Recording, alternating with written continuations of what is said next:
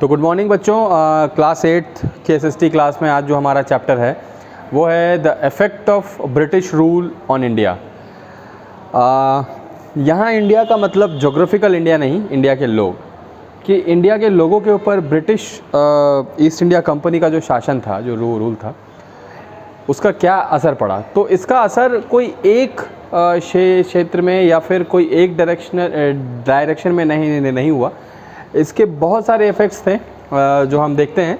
सबसे जो पहला इफ़ेक्ट पड़ा वो पड़ा हमारे ट्रेड पे। ट्रेड पे क्या इफ़ेक्ट पड़ा, तो बच्चों सबसे पहले मैं ये आपको बताना चाहूँगा कि अंग्रेज़ों ने इंडिया पे जो शासन किया वो लगभग 190 साल के लिए था। हम मानते हैं कि 1757 से ये शासन शुरू हुआ और 1947 में हम आज़ाद हुए। लेकिन 1757 में उन्होंने अपना पहला राज्य ऑक्यूपाई किया। इसका ये मतलब नहीं था कि 1757 से पहले अंग्रेज़ यहाँ नहीं थे। अंग्रेज़ों का जो प्लानिंग था वो उसके काफ़ी पहले से चल रहा था। तो आप मान सकते हो कि वो ट्रेडिंग कंपनी बन के जो है भारत आई थी, जिस ट्रेडिंग कंपनी का नाम था ईस्ट इंडिया कंपनी।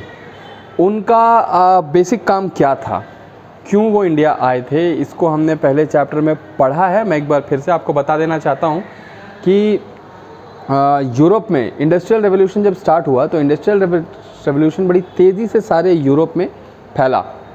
और इंडस्ट्रियल रेवोल्यूशन के टाइम पे यूरोप के पास कैपिटल की कोई कमी नहीं थी, फैक्ट्रीज़ की भी कोई कमी नहीं थी, मशीन्स की भी कोई कमी नहीं थी, क्योंकि उनके पास पर्याप्त अमाउंट में पैसे जो थे वो उपलब्ध थे।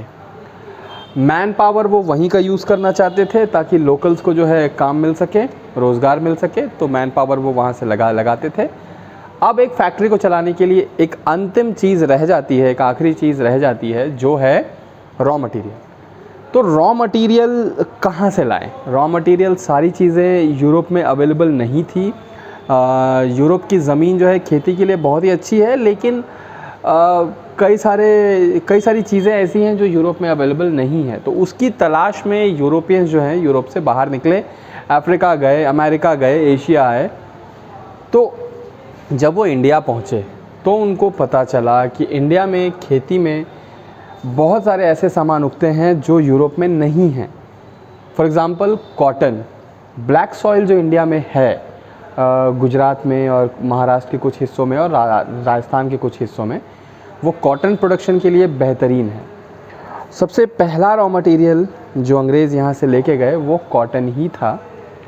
कारण ये था कि टेक्सटाइल इंडस्ट्रीज़ जो थी वो इंडस्ट्रियल रेवोल्यूशन में सबसे पहले स्थापित हुई। कपड़ा बनाने की फैक्ट्रियाँ जो है सबसे पहले स्थापित हुई, और उसका जो मुख्य अड्डा था, जो उसका मेन आप कह सकते हैं सेंटर था, वो था इंग्लैंड की अगर हम बात करें तो वो था मैनचेस्टर जो था वो कपड़ा बनाने की इंडस्ट्रीज़ का मेन सेंटर था।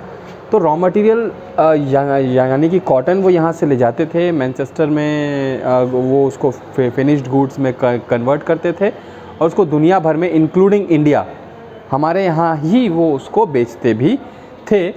इससे सबसे ज़्यादा इफ़ेक्ट जो आया हमारे ट्रेड पे वो आया हमारे यहाँ के छोटे बुनकरों पे। अब सवाल आता है कि ये बुनकर कौन है? हिंदी का शब्द है ये बुनकर। तो ये बुनकर कौन है? ये टेक्सटाइल इंडस्ट्री के लोग कौन हैं? हमारे यहाँ जो टेक्सटाइल इंडस्ट्रीज़ थी, आप उनको बड़ी इंडस्ट्रीज़ तो नहीं कह सकते, कॉटेज इंडस्ट्री के रूप में वो चला करती थी, छोटी इंडस्ट्रीज़ के रूप में वो चला करती थी। हमारे यहाँ घर घर में जो है लोग कपड़ा जो है अपना बुन के अपनी फैमिली के लिए बनाया करते थे। उनको बुनकर जो है कहा जाता था। बुनकर एक स्पेशल कम्युनिटी भी होती थी लोगों की, जो लोगों के लिए कपड़ा बनाने का काम करती थी। ये हर गांव में होते थे या फिर हर लोकेलिटी में ये वहाँ पे मौजूद होते थे। जैसे आजकल किराना की जो दुकानें हैं हर लोकेलिटी में होती हैं, उसी तरीके से बुनकरों का भी जो है सेंटर जो है हर लोकेलिटी में आपको प्रायः देखने को मिल जाता था। लेकिन अब क्या हुआ? ये जो बुनकर थे ये कपड़ा हाथ से बनाते थे।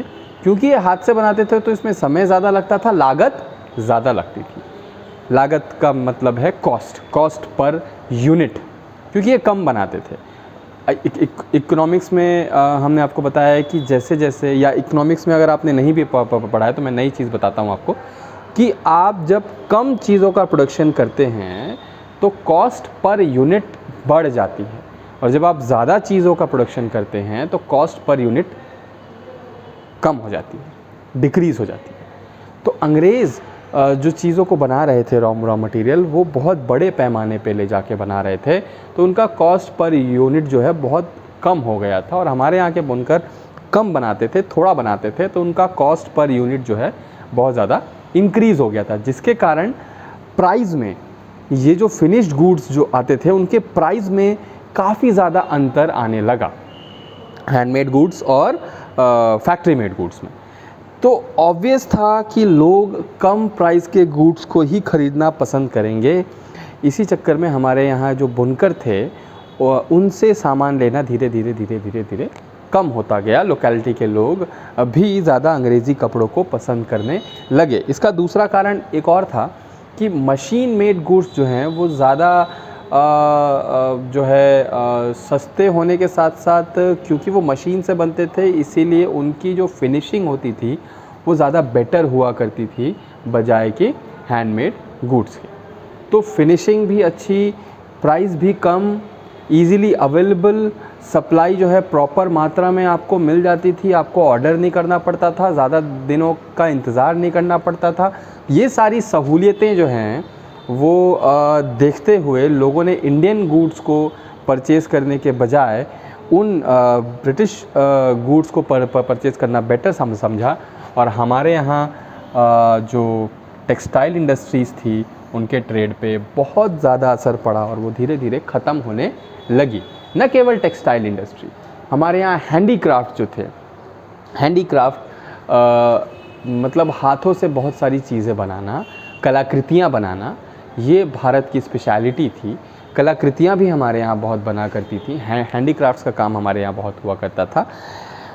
इसको इम्पोर्टेंस देने का काम करते थे राजा महाराजा। राजा महाराजा को कलाकृतियाँ जब पसंद आ जाती थी तो वो उसे मुँह मांगा दाम दे के ख़रीद लेते थे उन कलाकारों से। तो कलाकारों का भी जीवन बड़ी आसानी से कटता था, साथ ही साथ उनको मोटिवेशन मिलता था, प्रेरणा मिलती थी कि और अच्छा काम वो करें। लेकिन जब अंग्रेज़ आए तो उन्होंने राजाओं का जो राजकाज था उसको धीरे धीरे ख़त्म करना शुरू किया, टेक ओवर करना शुरू किया, और उनको इंडियन हैंडीक्राफ्ट में कोई भी दिलचस्पी नहीं थी।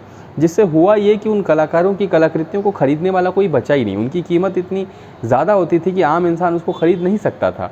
तो उन कलाकृतियों की बिक्री जब बंद हुई, एक कलाकार के पास जब पैसे नहीं थे खाने पीने के लिए, तो ऑब्वियसली उसका मोटिवेशन भी वहाँ पे ख़त्म हुआ और उसको जान के अपना काम छोड़ के खेती किसानी या फिर डेली वेजेस पे जाना पड़ा, डेली वेजेस मजदूरी पे उसको लगना पड़ा और कलाकृतियाँ बनाना उसको छोड़ना पड़ा। ऐसे हमारे हैंडीक्राफ्ट भी धीरे धीरे बंद हो गए।